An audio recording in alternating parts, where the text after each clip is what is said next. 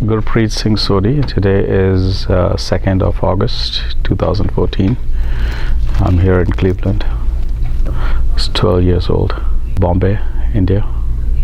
That was almost a ritual to watch the news in the night, and it was not just one day event. It was a ramping up over time, and incidents before that, killings.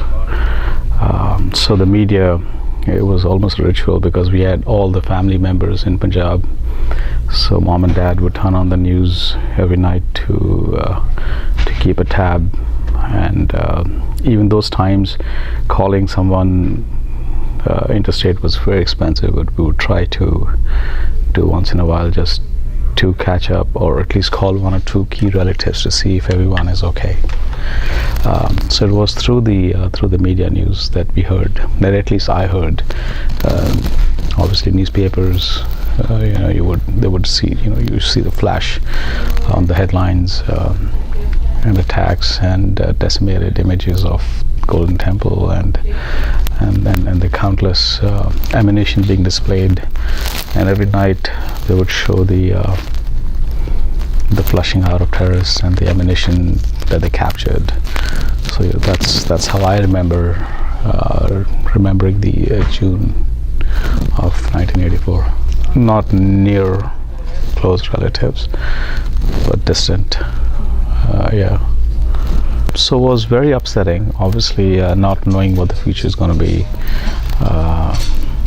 especially with the relatives, and especially with will you be continuing to stay where you are, would you have to move? So a lot of unsettling feelings. Are you safe and unsafe outside?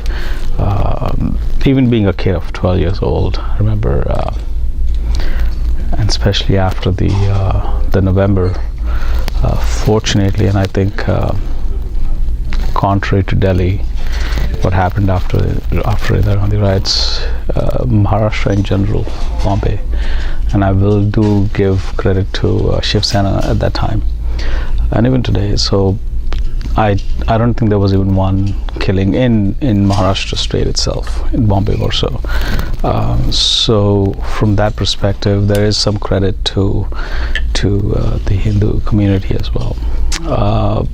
But yes, there was a fear. Didn't go to school for a couple of days. Parents didn't let me to do it. Didn't even go down to play, like we were in the building, and every day you would go down and play stuff, cricket, hockey, whatever. And my mom wouldn't allow me to do that. On the other hand, my friends or the grown-up kids in the colony would come over and say, "Don't worry, we'll take care. Just send him down." That was comforting at that point, but I look back now, that means there was an implicit threat around. The whole point of them coming out and saying, don't worry, we'll take care, that means there was an implicit threat around. So yes, those are the memories that I have. But then eventually going back to school, and then every day dad coming back from office and telling what he's heard, and would anxiously listen to the talk. And at times, parents would shun you off as like, "Oh, this is getting too intense. We'll talk later," and just divert the topic. So I do remember things like that. To be honest, even today, discussing '84 within the premises of Indian authorities, and I don't know if today it's open and safe, but from the memories that have been carved, is it's better not to discuss and talk, right? So now, obviously, over years, you try to scratch the surface and see what was behind, why did it happen. And that all stuff I realized after I moved to US. I'm not going to say who's right or wrong, but at least knowing what happened. So definitely media played a big role in only selectively giving the information.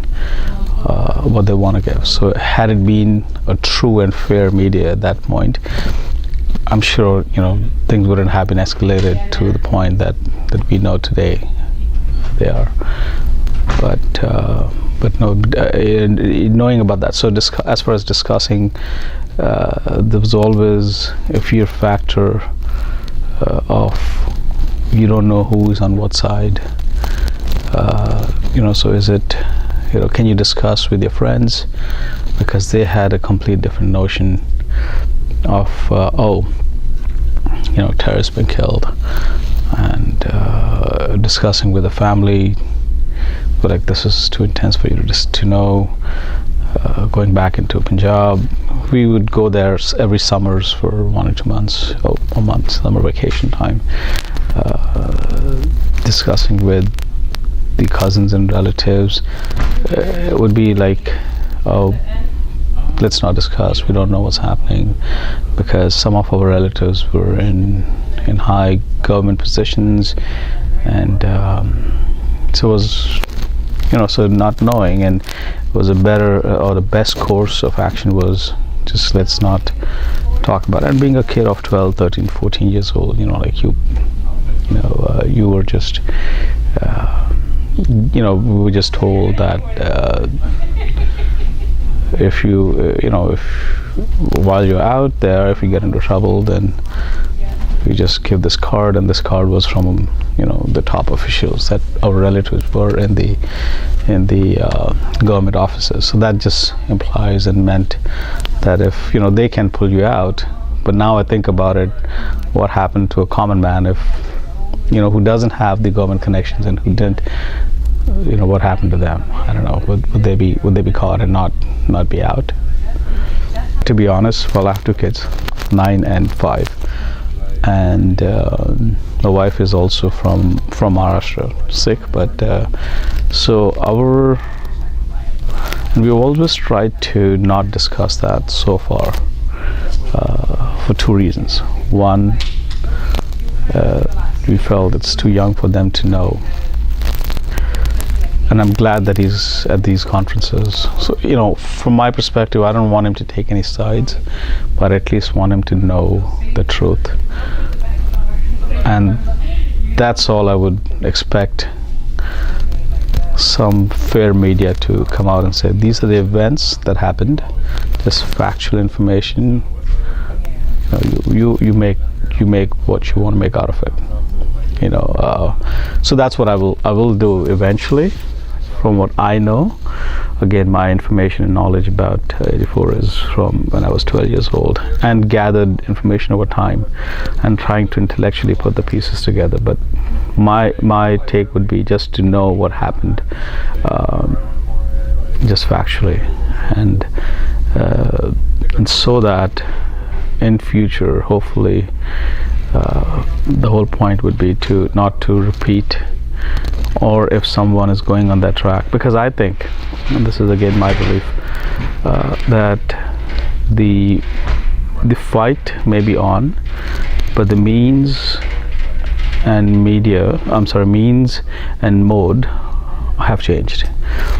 What I mean by that is, in old times, in Guruji's times or even before, force was the way to prove your point. So, in either right or wrong. So even to prove you are right, sometimes you had to fight back, and for that you need to have skills. How did Guru Gobind Singh Ji got his army to the skill level that they could fight with thousands? That was with practicing, and there was education in Shastra Vidya, right? So education and skill sets and practicing and becoming a master at that, right? So that one is equivalent to thousands. In today's world and today's life, I think that same thing is education. Is if you are educated such that you're competent enough to compete with thousands others. So that's what I mean. The mode and the medium has changed.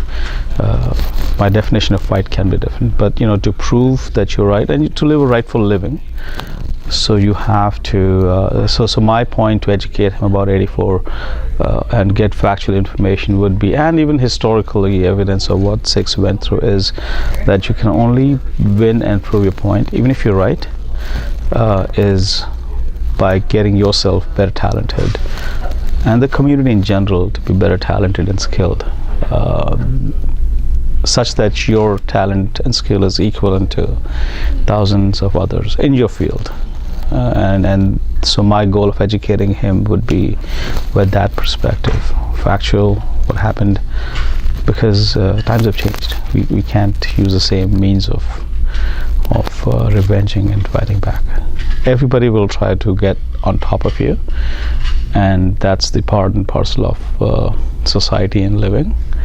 And I feel so if you go back to 84, you go back even before, I think, and I had this interesting picture the other day, how 2% of Sikh population gave 86% of lives in the Indian struggle to get the freedom for India.